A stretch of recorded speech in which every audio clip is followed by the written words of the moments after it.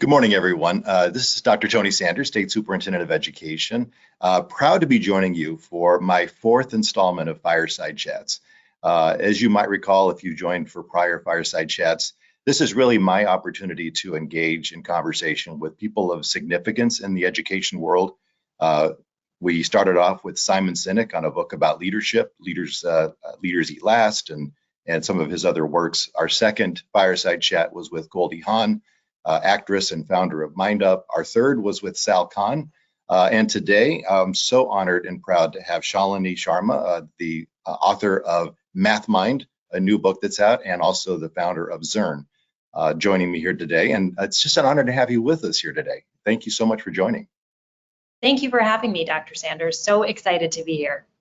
Do you mind just starting off for those who have not read your book or who might not know you, just give us a little bit more of your history. Tell us about yourself. Thank you. Yeah, I'd love to. So I started my career working at a consulting firm called Bain & Company, and I worked on scaling problems in technology. And along the way, I made friends with some just amazing teachers in New York City, which is where I live. And they were cooking up the idea of Zearn Math, which is the organization I now run. And their idea was, what if we put the best learning content up online for free? Could we change the world? Could we help students, and could we help teachers? And so 13 years ago, I quit my job, my kind of sort of fast moving New York City job, and I jumped in with my teacher friends to be their arms and legs and to build the nonprofit Zearn. The one thing I would say about the journey is, in my previous life, I worked on really hard and interesting problems, but the absolute most hard and interesting problem that I've ever gotten to work on is how we support all kids to love and learn math. And I would also say that in the journey so far, the 13 years of work, we've learned that we can, that all kids can learn and love math. And that's what I tried to convey humbly in the book Math Mind, which is just our learnings over that work. The thing we became obsessed with at Zearn, that is the question I have still fallen in love with and obsessed with, is when a kid is working through mathematics and hits that I don't know moment, how do you support that child with the mathematics, with the learner mindsets to push through to that aha moment? And that's what we're obsessed with. And that's what, I'd love to share my humble learnings around that with you today. Oh, absolutely. And that's why I'm so thrilled to have you. Just for everybody to know, I first met Shalinee at a Council of Chief State School Officers meeting where she was a special guest speaker. And I was so blown away by her presentation that I ran out. I bought her book. I never got the autograph book, Shalinee. We'll have to work on that. I will send you an autograph book. Oh, awesome. That'll be great. That way I can reread the autograph version. And I was just sucked in. So in Illinois, we're working really hard on a statewide math and numeracy plan. I think we're not alone as a state. I think many states are looking at their math scores and realizing something needs to shift here. And we don't quite know what it is. And so we're going to be doing a lot of work. And this conversation with you today is really like the starting point of having this deeper conversation as a state about math and how do we invest in professional learning and in curriculum and in resources, and what are all the steps we need to take in order to elevate math success statewide for all kids. And so I love when you say that, and I hear you talk about kids being either math kids or not math kids and breaking down that mindset. That's why I'm so thrilled you're here with us. So let's jump into the book a little bit. One of my favorite stories in there is the one about the hamburger company. A&W Root Beer came out with a hamburger that they thought was going to sweep the nation because it was cheaper and it was bigger than the quarter pounder. It was a third pound of beef, yet it didn't sell. Could you just relay that story for us all? And because I think it really sums up kind of where we are right now with math and people's understanding of math. I love that story. So I was first told that story by my 6th grade math teacher, who was an instrumental part of my life. And next, I want to tell you about him. But first, let's jump into that story. And so when I started to write the book, I remembered so many things that Mr. Snyder would tell me. And I wanted to make sure it was true. So I want to say that this story is fact-checked multiple times, both by myself and then my editors at Penguin Random House. So the wild story is that when, in the 1980s, A&W put out, A&W was later purchased by Arby's. So if you're thinking, what is that? That's Arby's today. So I've had both, so I'm old enough. I've had A&W. So they put out a 3rd pounder to go head to head against the 1/4 pounder, and their idea was it would cost the same, and in head to head taste, it tasted better. And so what they thought was that they would grab huge amounts of market share, or be beloved, because they were basically giving more and a tastier burger for the same price. And it failed. It had almost no market pickup, no market adoption. And afterwards, they did a postmortem where they sat down with, a panel of customers to try to understand what had they done wrong. Did it not actually taste good? Was it about the packaging? What was the issue? And what they found resoundingly when they spoke to potential customers was that they thought that they were getting ripped off. Because why would they spend the same amount of money for a 1/3 pound of meat? Because that's less meat than a 1/4 pound of meat. Now, if you think about that for a second, 1/3, if you take a cake and you get 1/3 of it, and you cut that up, it's a lot of cake. If you take a piece of cake and a whole cake and you cut out 1/4, that's still actually a lot of cake, but it's less. And, we could get all the 2- and 3-year-olds together in your communities, and we could show them 2 cakes, one with 1/4 of the cake cut out and one with 1/3 of the cake cut out, and not one of them would get that wrong because they would understand it. Mm-hmm. But Americans failed at fractions. We all got that wrong. And when asked why did they think that 1/3 was smaller than 1/4, the answer was that, well, because 3 is a smaller number than 4. Okay. And so, that's just showing us that the intuition of a child, of a 2- or 3-year-old, in the concrete world they live in, they already know the answer to that question. And somehow the way that we present fractions, we take that intuition out of our, young kids all the way to adults, and then here they are making the wrong decisions when buying hamburgers. So it's a really interesting story of what is happening, and with regard to our mathematical intuition. Yeah, and when you were presenting at CCSSO, you actually had some slides, I think, that really depicted this visually for the audience. And I know you brought some of those slides with you. Would you happen to have the one slide about fractions that you used at our conference that you could share? I would love for you to share that with our audience today. Thank you for letting me share that, Dr. Sanders. Yeah. One of the things I love to do is I love to do math with audiences. And don't worry, I'm not gonna put anyone on the spot. I was gonna say, don't make me do math, please. I'll tell you my phobias of it later. So. Yeah. So I'm so excited to share this problem. Let me share my screen. And as you're doing that, Tony is fine. You don't have to call me Dr. Sanders. Nobody calls me Dr. Sanders. So. Okay, Tony. Well, Tony, would you confirm for me that my screen is sharing?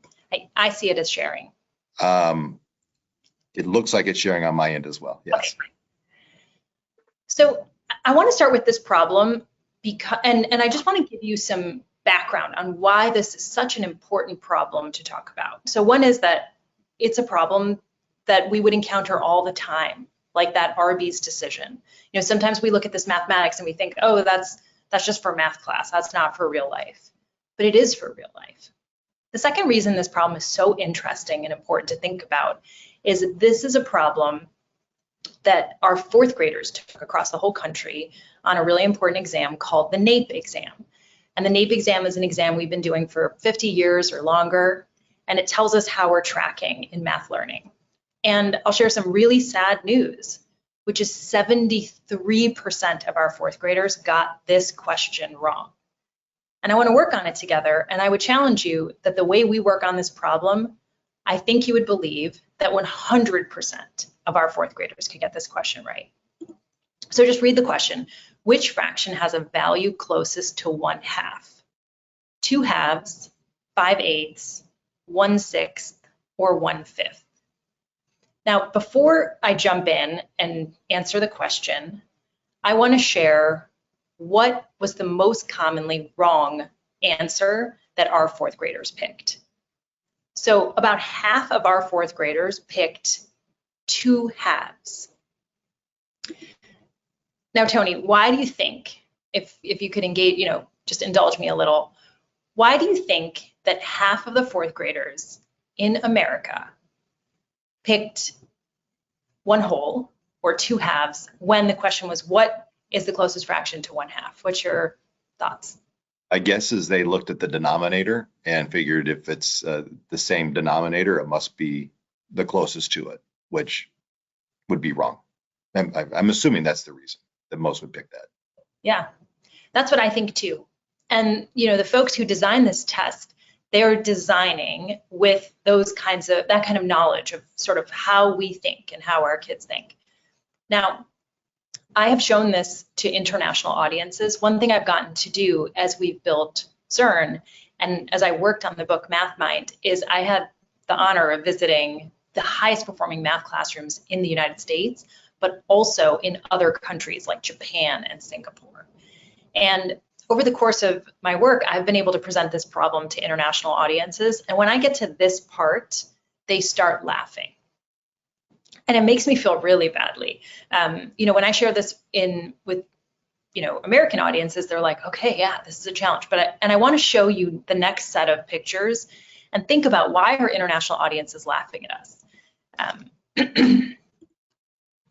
So what is 1/2? Right? Like, let's take a minute and think about that. Remember those 2-year-olds looking at a cake. If you ask them what is half of a cake, 2, 3-year-olds, they know that. They know what half a cake is. So, okay, half a cookie. They understand. They share this cookie with your friend.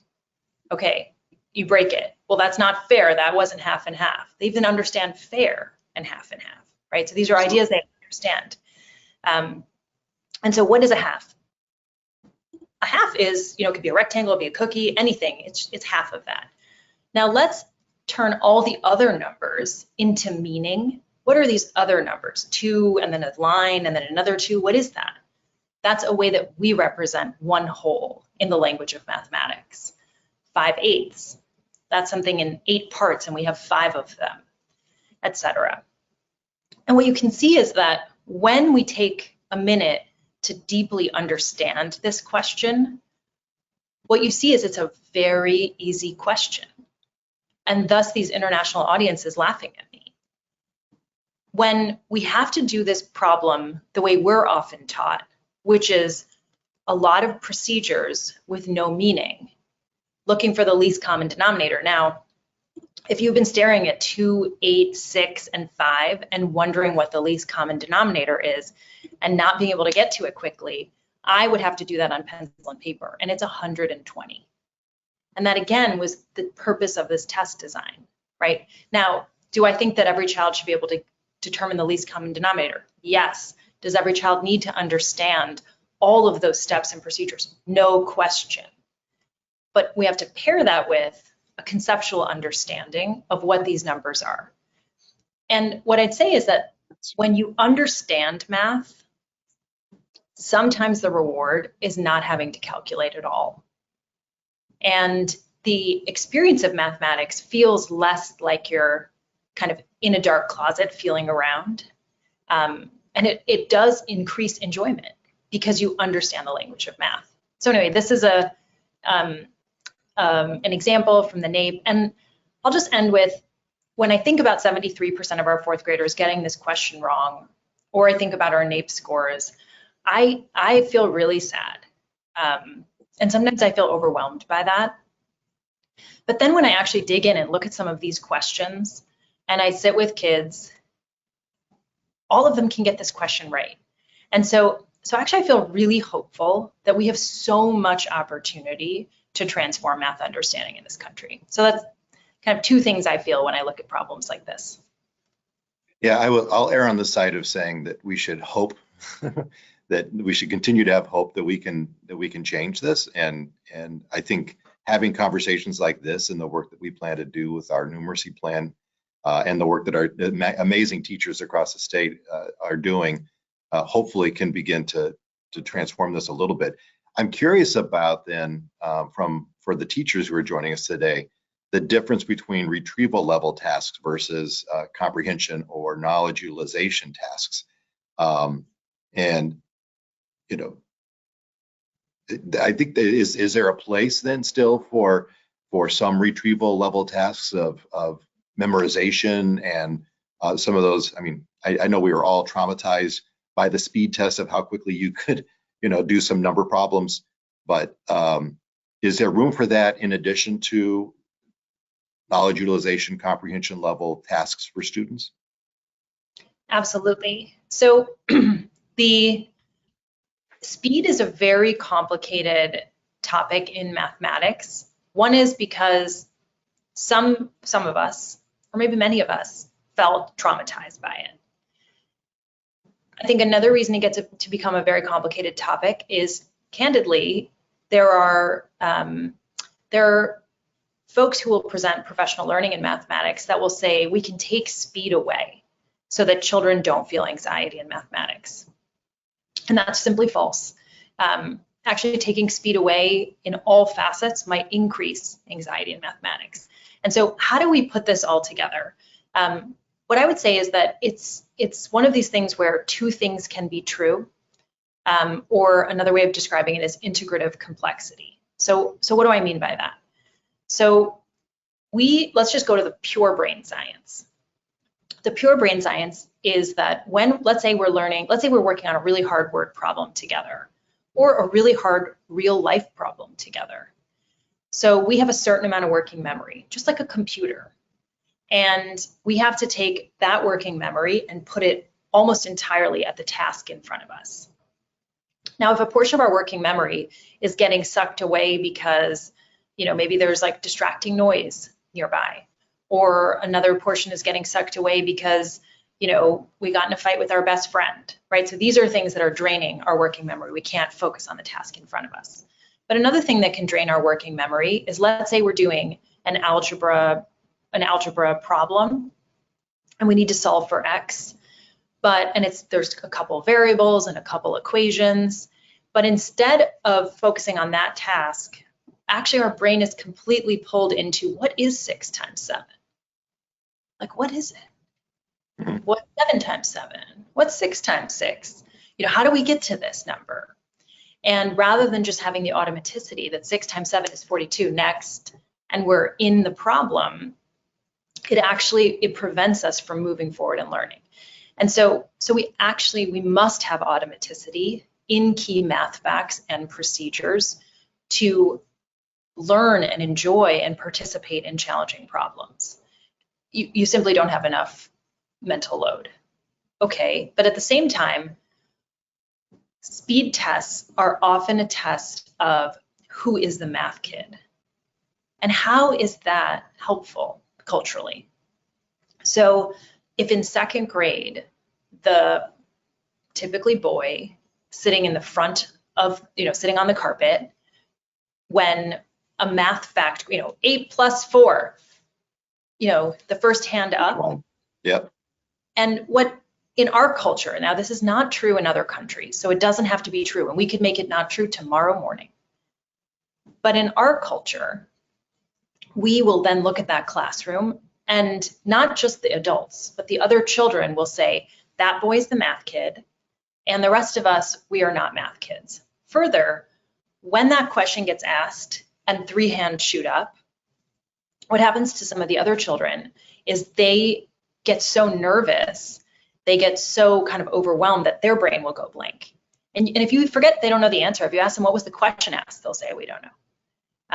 And so there are ways that there's a culture that we have to bring forward in mathematics where speed is important, but it is not everything.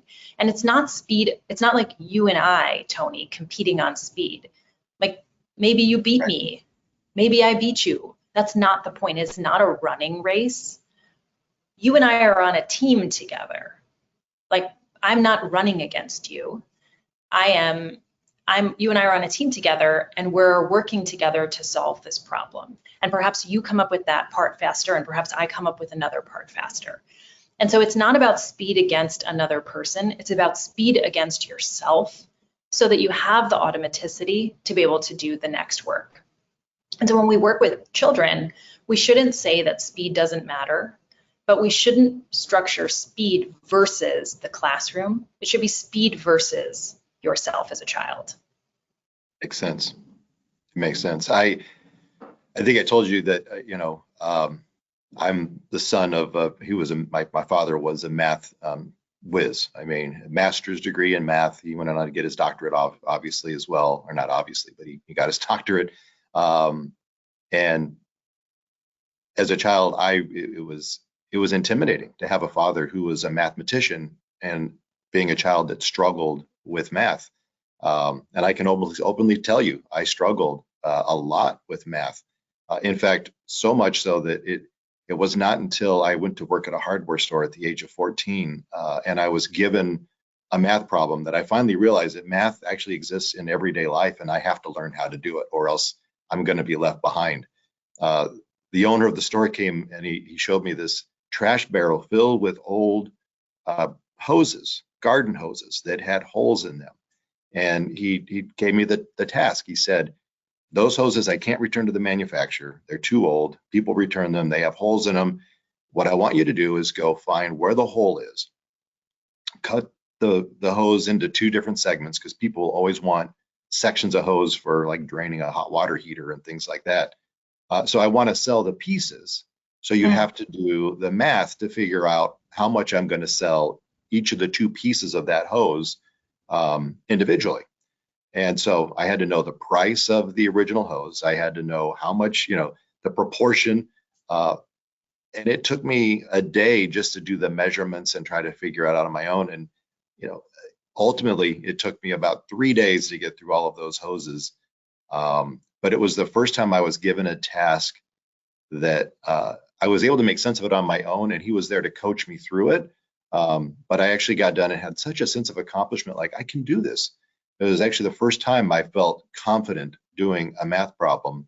And after that, I think to your point, I recognize that you can be a math person. This idea that we are not math people is just a fallacy. So I'd love to hear you talk a little bit about that concept because you raise it a lot, this idea that they're just not math people.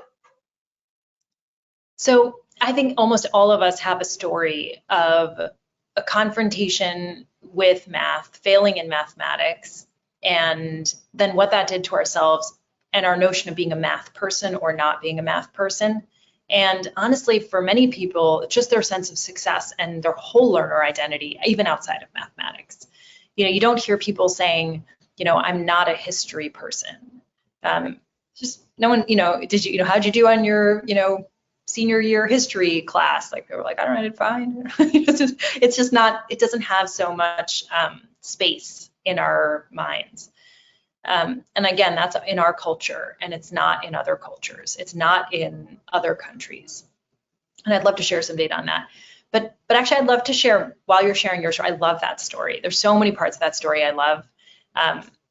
One is that when you got to have an authentic task, the math became exciting.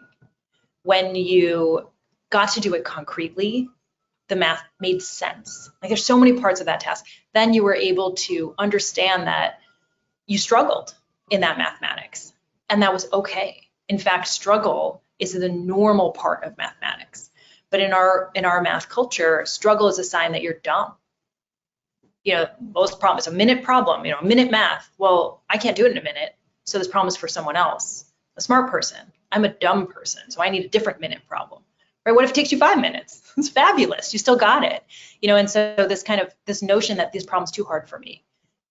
But actually, there's another idea, which is that making mistakes is part of mathematics. Struggle is normal in mathematics. And then the sense of accomplishment you have at the other side. And it's not a sense of accomplishment that you simply got that problem, but it's a sense of accomplishment that when given a problem, you can break it down into parts and you can get to the other side. Finally, last part of that story that I love is that you got some extra help, and it wasn't such a big deal. And I'll tell you that, I was going to share this a little later on, but what I'll share for you and all of your listeners, that there is only actually one thing I've learned in the 13 years of building Zearn, visiting classrooms, and writing the book, which is that every child who describes their journey in mathematics, the struggle they hit, and then getting to the other side, they will always add in that there was an adult, and that adult offered calm, non-stigmatized extra help every time that's in the story. I'd love to tell you my story. So I think that you might think, okay, here's a woman who works in technology, runs the software organization, the nonprofit Zearn, wrote a book about MathMind, and you might think to some pretty prestigious universities on top of it, yeah. And so you might think, okay, she's just some math whiz, and I don't believe anything she's saying, and that's fine, But what I'd offer is, I was not a math whiz. I was the kid who just barely made it over the line each time, and I really struggled, and I worked very hard in mathematics. And for a long time, I used to think that working really hard was embarrassing. I would see all these other folks, and they would just cruise through everything, and I would hide that I worked hard because I was embarrassed of it. And that's crazy. Actually, working hard, I'm so proud that I work hard. And so but when my kind of hitting the wall in math was in 6th grade. And I mentioned my 6th grade teacher earlier, Mr. Snyder, and I'd love to, there's so many things he did, but the first was that he loved math. And so that was infectious. And it was also so exciting to be around adults who love what they're doing for a young person. And so I just admired him so deeply. And I had just transferred schools. I had gone to a very sweet K-5, and I would say it was really nurturing. And I loved my K-5 experience, but I did not learn things like division of whole numbers, which is something that should be covered in the K-5 standards. Yep. And I transferred to this middle school starting in 6th grade that was far more rigorous. And all the children sitting around me, they definitely had learned K-5 mathematics at a rigor level that I had not.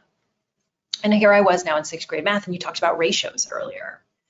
6th grade math is where we're presenting ratios and proportional reasoning, really big ideas. I just was bombing in that class. And it's the first time I had ever not been a good student.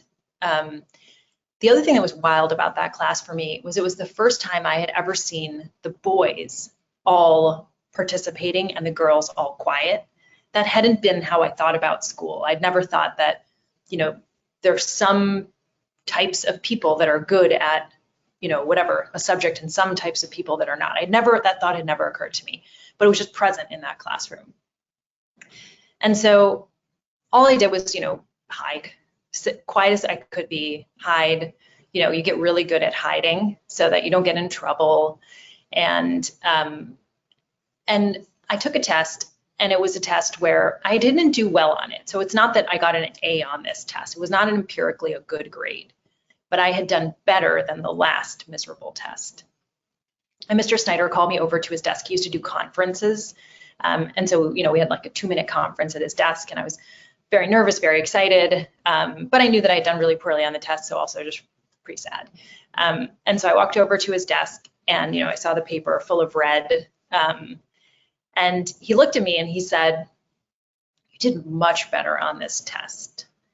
And I'd gotten one of the hardest questions correct, like at the end of the test. And he said, "If you try your very best, you could be just as good as the boys. And that's a 1980s thing to say. He didn't mean it the way we might interpret it today. Right. What he was trying to say to me is that if I tried my best, I could be one of the best. And it just blew me away, because my decision that I had was that I was going to survive this class, and I was going to kind of do the least I could do in mathematics. And instead, here was a person who was saying that not just that I could, you know, kind of get a B, he was saying I could be one of the best. And I remember that, like, the blood rushed to my brain and my heart was pounding in my head, and I couldn't even hear what he was saying. I remember his mouth moving, but I couldn't hear the words because I was so overwhelmed and excited.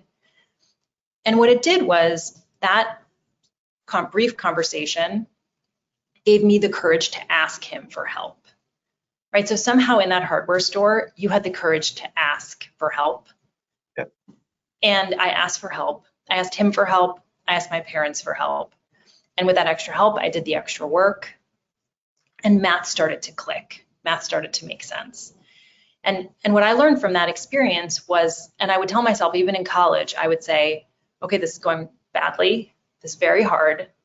But if you ask for extra help and you do the extra work, you could probably do this. And that became my internal monologue. And so what I would say is, like, that was the process of becoming a math person. I was absolutely not born one. You sound competitive like me. So I just have to tell you that after I've solved the hose problem, not only did I, raise in the level of esteem with the owner of the hardware store, but they also put me in charge of the plumbing aisle and the nuts and bolts aisle, because I was starting to understand the ratios so, not to brag, but I was responsible for quite a bit there at the hardware store at the age of 14. That's awesome. I have 14-year-old twin boys, and one of them this summer really just wants a job. So we've been working on trying to get him a job. So I understand that. Like, there's so much fun in work for kids. There is. And the other thing that, again, it was one of those aha moments at the age of 14 that math is around us everywhere we go. It's not just something we do in school. And even this mindset idea of there are math people and not math people. I have this longtime friend, his name's Ralph, and he's a mechanic, and didn't go to college. He went straight into the military, but he would tell you he's not a math person, but yet he can break apart an engine and knows every number that goes within that engine, the timing of the spark plugs. He knows everything. So he's likely probably the best math person I know, but yet he would never claim to be. And so I think you're right. We have to break that mindset that there are math people and not math people. And you always say, you mentioned history, but I really like your analogy to reading in the book, that if we started, if we were to say to a group of kids, that you're just not reading, kids, you'll be fine in life if you can't read, we would lose our jobs, right? I mean, you can't. People in jail for doing that. Like, right. You lose your jobs. Like, if there were leaders, saying, like, well, we've categorized these children and they're clearly not reading children, there's no point in teaching them how to read. Next. It would be front page of a newspaper, it would be an uproar. It would be. So I mentioned earlier that we're thinking, through this comprehensive math plan. We're going to be doing a math summit here coming up very soon with experts and educators from across the state, to really start developing this statewide math plan. As are there any distinctions about the way we should approach math that we should keep in mind as we're doing this plan? I would have one thing I want to convey to educators, teachers in classrooms, and then one thing I'd want to convey to leaders, so principals of schools, superintendents of districts. So kind of two different ideas. I probably have 20, but I would just keep it simple to 2. For administrators, folks running a building, folks running a district, think about this, which is, think about Tony's story, think about Shalinee's story. Go talk to 20 children who feel successful in algebra. And 18 of them will tell you that there was a catch-up system that they have. That catch-up system could be a teacher investing. That catch-up system could be a family member. And then think about structurally, how can you put that catch-up system in place for all kids? Because why would we only have the math kids be the ones who have just lucky access to a catch-up system? That kind of doesn't make sense. And I would challenge you, Tony, to do the same thing for the whole state. What are the structures we can put in place to support catch-up systems? And I'll also say to you, when you visit top performing countries in mathematics, catch-up is normal and destigmatized. It's not summer school for the dumb kids. It's, I didn't understand the question today. Can I ask a question? You know, it's normal and destigmatized. And so what are the systems we can put in place? And that's really what I would challenge educators to do. You know, the big idea, the core idea of the nonprofit Zearn we built was kids are going to end up 10 minutes behind. How can we catch them up? If they're behind 10 minutes every day is actually no big deal. We can solve every day. But if we let a year go by, or if we let 2 years go by, now we're in a catastrophe. Right. And one, the child is missing knowledge and skills, but two, the child's sense of self and their learner mindset and their courage to jump in is really harmed and affected.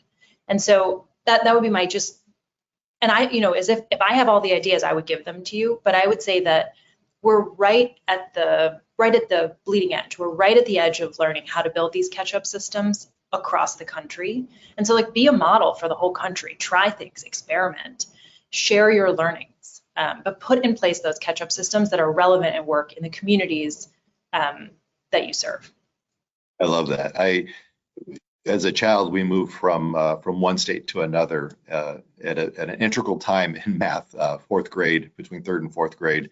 And I missed long division. You talked about long division. I missed all the lessons on long division and never had a catch-up session. So you know, my father tried to help intervene, but so I'm with you. I understand that makes a lot of sense, that we need to have systems to help kids catch up that are not demeaning, that is not, as you said, it's not remedial math. It is helping students understand and master the content like we should be doing, right? Yeah. Across the board. And it's also not a big deal. And sorry to interrupt you, Tony. Go ahead. Sorry. No, you're fine. Go ahead. That's exactly the next point I was going to make. Is it's not actually a lot of this catch-up work. We use language, and we also, because we have a lot of feelings about math that are negative, we use language to make a child's, you know, unfinished learnings this big catastrophe. You know, this child is 3 grade levels behind because they took a 45-minute test and it confirms it. It's like, okay, really, are you sure? You know, that's a very big statement. So what I would love to show you is the pedagogy and the content pedagogy we want to see in classrooms, and that is through, we can see that through, that's what high quality instructional materials and great curriculum support. That's what great professional learning should support. And that, when we have that, then in class we have catch-up systems and we have on-ramps and kids can participate. And so I'd love to show you, just like I showed you a meaningful grade problem, I want to show you a meaningful pre-algebra problem. It's sure. A 7th grade problem. Okay. So as I shared with the last problem, it was a really important problem because it was a 4th grade NAEP problem that 73% of our kids got wrong. I'd like to give you the context for this problem too. It's also a really important problem. So on the Zearn platform, there are millions of kids completing billions of problems, and we're always watching to see where kids hit those I don't know moments and how we push them through to aha moments, you know, as a learning platform. And so I shared this problem as one that we just, you know, polished the stone. We were obsessed with at Zearn. And so this is a 7th grade problem where we saw so many students hit bumps. And I'll tell you what's unexpected. It wasn't just students who were low scoring on, let's say, the Illinois state test. It was students who were also high scoring.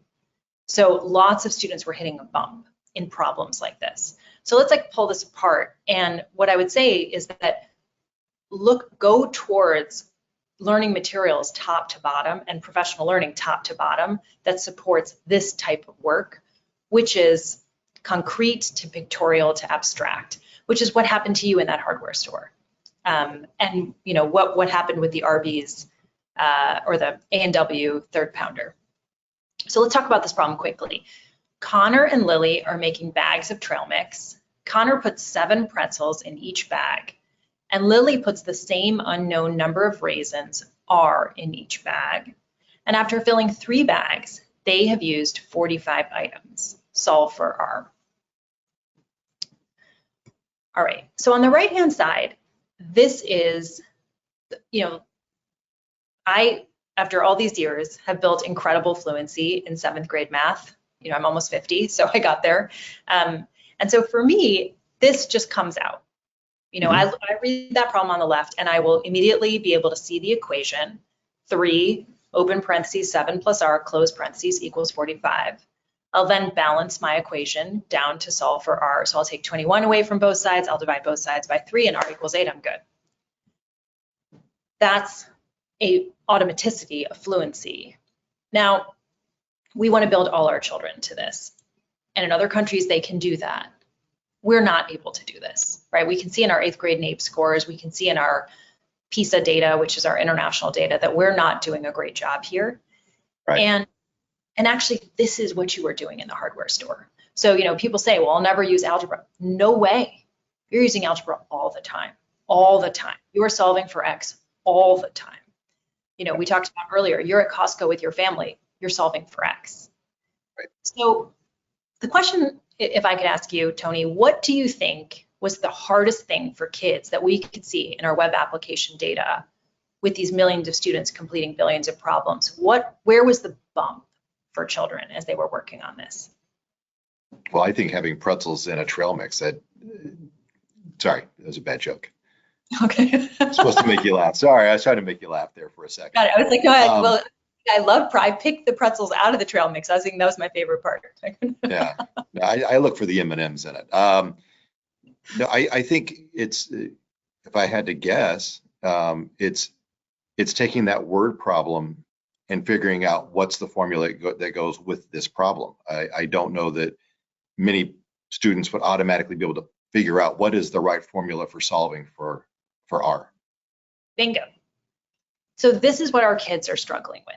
So on the left-hand side, we have the language English that's presenting a mathematical context. On the right-hand side, we have the language math, and that's on the right-hand side. And the translation of the left-hand side to the right-hand side it's work. Kids have to learn how to do that. And we have to teach them how to do that. And, you know, what's so cool about the right-hand side, you know, having visited math classrooms in other countries, like when I was in Japan, you know, we had translators sitting next to us, telling us everything going on. And once the math problem started, we were like, shh, we got it. Because it doesn't matter what country you're in. It's the same, you know, the same symbols. So it's such wild. There are 8 billion people on Earth, and we all speak that language on the right-hand side. And so we are obligated to teach our kids this language, right? Okay, so what ends up happening, what's the remedial version of that extra help for kids? Because, you know, what I'd say is, while every kid needs that extra help, we waste kids' time when we're giving them extra help. And it's not like we're doing it to be, you know, unhelpful or unkind, but we are wasting kids' time, and that's not okay.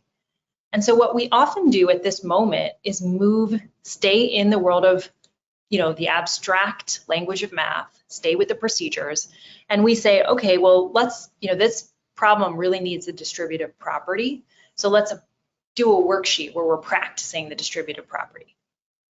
But that is never going to help a child get this equation out at the top. And so there is another way to do that, and just another mental process that we can imprint into kids' brains so they can solve that problem. And that is to draw a picture, make a movie in your mind, and and reread the problem till you actually understand what's going on. And if you can't, draw bags this well, no worries. But the first part of the question, if you read it, there are 3 bags, okay? And in those 3 bags, there are 7 pretzels.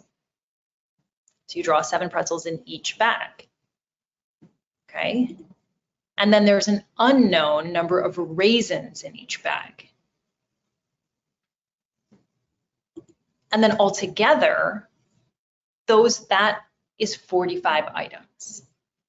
This is the essential understanding that if we can have children do over and over, and we can present to children over and over as a simple picture, and this is the core of what we try to do in Zearn, is show these pictures over and over. And if we can do this over and over, what ends up happening is this becomes the scaffold that translates the language of English on the left-hand side to the language of math on the right-hand side. This is the translation. Just like that bucket of pipes, you were in there physically touching a bucket of pipes, that was the translation to the mathematics for you. Right. And so that's the core. When you're looking at what you want to do to move Illinois forward, leaders, catch-up systems, destigmatized, calm, orderly, every day. Educators in the classrooms, make the math make sense, use pictures and objects, and use them to translate to this abstract, to finally the language of math. Because I will caution against, kids aren't understanding the mathematics and then we put out a bunch of manipulatives. Okay, I mean, that could be awesome. I love manipulatives. It also could just be a mess. Now there's a bunch of manipulatives. How do the manipulatives exactly relate to the translation of this mathematics into an abstract understanding of what's going on? So it's fluency and understanding. Yeah, conceptual understanding and fluency all the time, every day. Yeah, I love it. So the other thing that you talked about in your book, and the comedian John Mulaney. I don't know if you've ever seen any of his stuff, but he's talked a little bit about math in his comedy. He talks about his struggles with math in a really funny way, but then he always pauses and says, numbers, the alphabet of math. and that always cracks me up because, I don't know, for some reason. So in your book, you talk about math being a language. You say math is a language, and when you practice it with purpose, you learn it. It becomes intuitive, and you build a numerate mind. So you talked a little bit about this, but I'd love for you to expand on what educators and leaders can do to help every student build a numerate mind and hit the bar of success in math every day. So I'd say the first thing that I would ask every educator to do, and here I would combine teachers in classrooms, like doing the learning work, teaching and learning work every day, and leaders in districts and in school buildings. You have to believe that you are a math person and that all kids are math kids. And if you don't believe you're a math person, that's okay. Just start lying. Lie to yourself, lie to your friends and family. While you're doing that, I would say find a place for yourself in the world of math. So for example, if you love sports, if you love music, if you love baking, if you find a place for yourself in the world of math, because math is everywhere. Math isn't the math class where you were made to feel dumb. So till you get there and you actually find a place for yourself, just lie. Call yourself a math person. Make sure all kids know that they can succeed in mathematics, just like we believe all kids can learn to read. And we put people in jail if they said kids couldn't read. Like, we would never let that happen. So just first and foremost, do that. The second thing that I would say is the 2 things I just asked everyone to work on: catch-up systems and concrete to pictorial to abstract. Make the math make sense and use that pedagogy. And I'll tell you, I was in Singapore and I got to see an advanced 10th grade math class. I got to see, a 3rd grade math class for students who had IEPs. I got to see everything in between. I spent just, several days just going from math class to math class.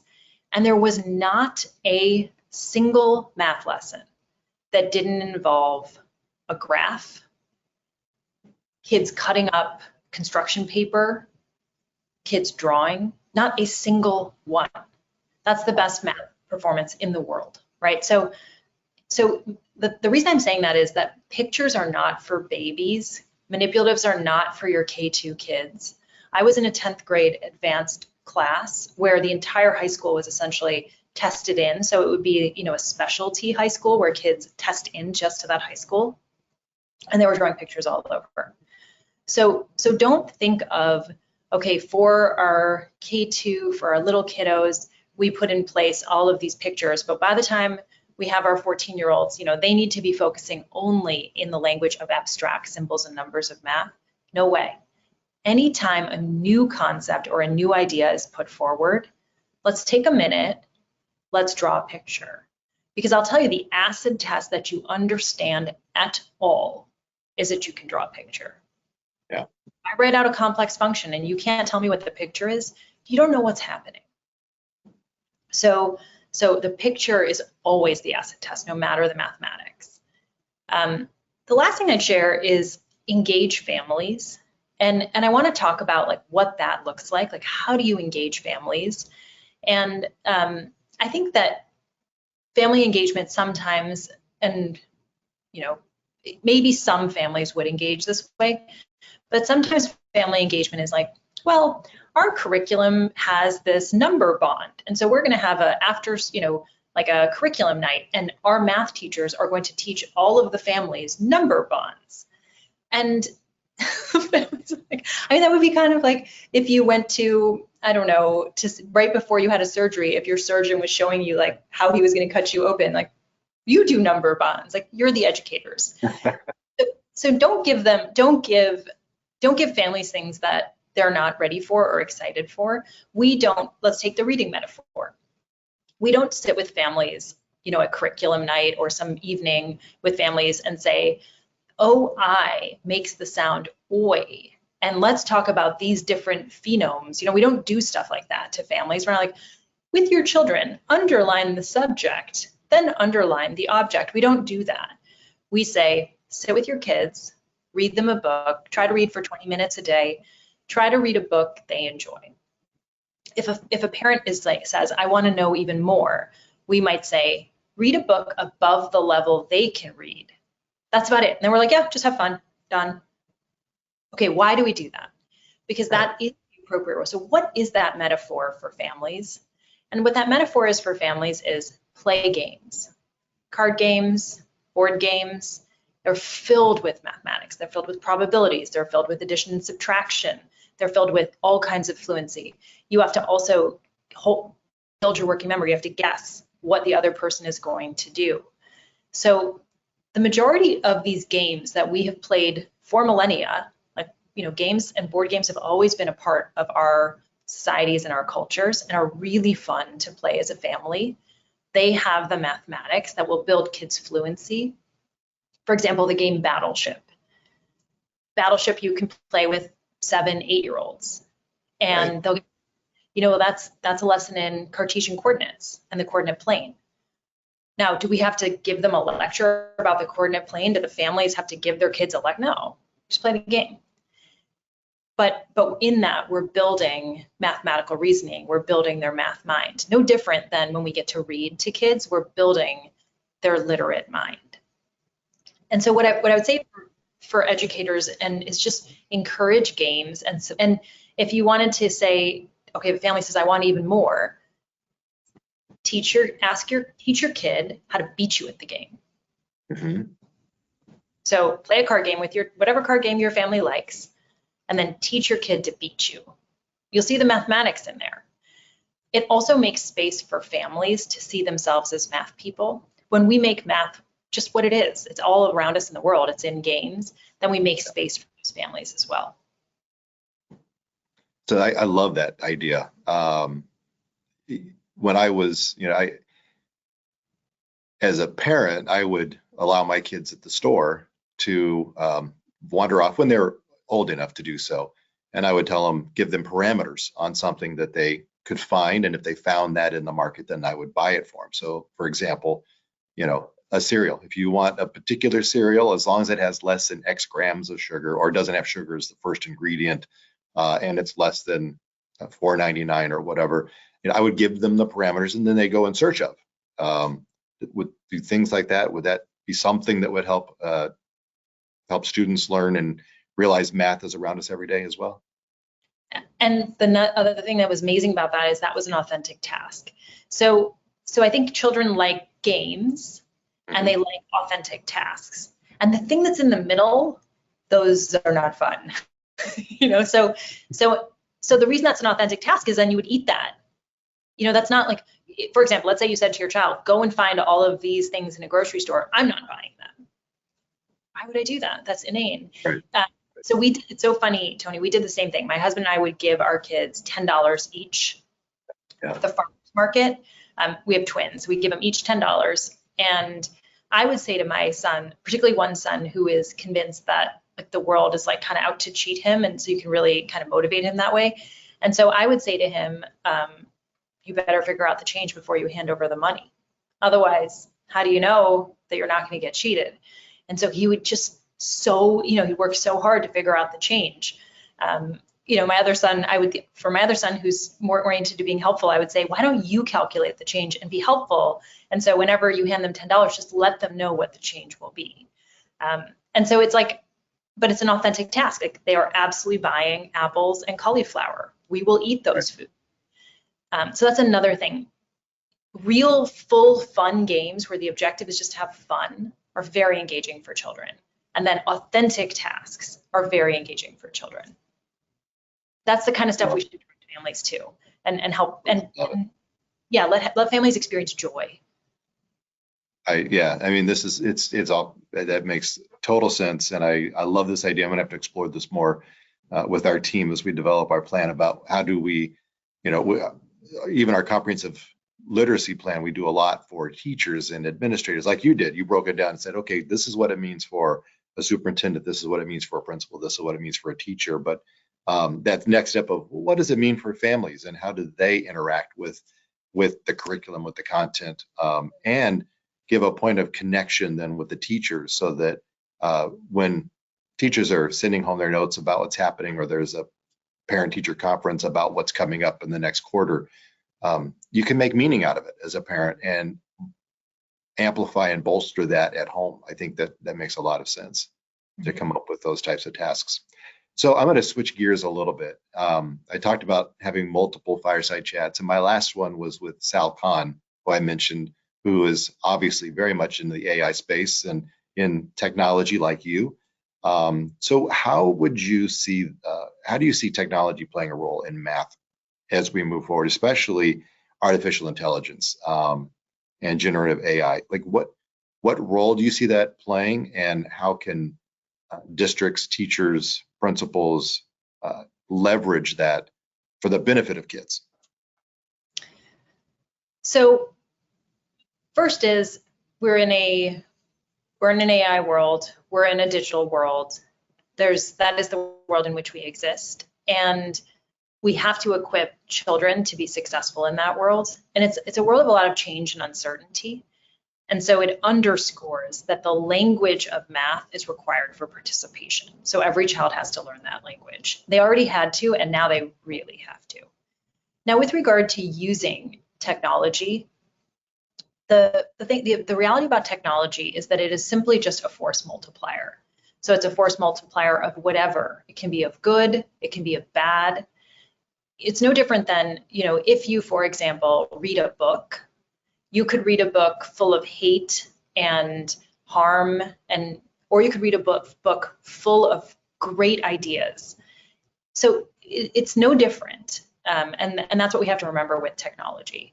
But when we think about supporting all kids to learn and love math, and the work we need to do to help math make sense to kids, using these kind of concrete to pictorial to abstract framing, and the catch-up systems that we could offer to all kids, technology can be a force multiplier. It can be awesome.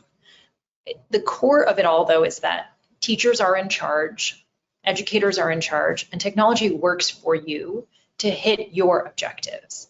And to me, those objectives should be helping kids in a calm, destigmatized way catch up, as well as, and catching up sounds as if it's something so bad. It's normal to fall behind. It's just the normal catching up. And then in addition, making math make sense, showing math in those multiple access points, like a picture. I love it. I didn't realize that I took all my devices and put them to the side, so I didn't know what time it was, and I realized that we've come to the end of our hour. But is it okay if I ask you one more question? Of course. Before we part? And I can't thank you enough for the time that you've given me today. I think it's meaningful. It's meaningful to me. It's meaningful to our teachers, our policymakers, our superintendents and principals who are with us.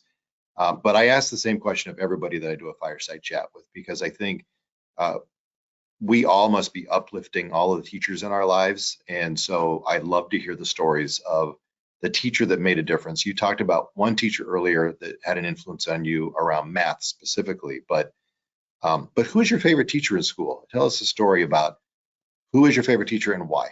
I would love to hear that.